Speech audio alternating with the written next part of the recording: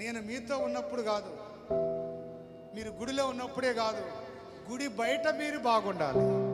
హల్లెలూయా. అదే నా ఆశ. పౌలు భక్తుడు అంటాడు, గుడిలో ఉన్నప్పుడు, నా ముందు ఉన్నప్పుడు కాదు, నేను లేనప్పుడు కూడా, నేను ఉన్నప్పుడు ఎలాగ మీరు ఉంటున్నారో మీరు అలాగనే ఉండాలి. మీ సొంత రక్షణను మీరు విధేయులైన పిల్లల వలె. హల్లెలూయా. చూడమ్మడా, భయముతోను వణుకుతోను. హల్లెలూయా. దేవుని వాక్యం వినే బిడ్డలకి ఏముండాలా? భయం ఉండాలా, ఇంకా వణుకు ఉండాలి.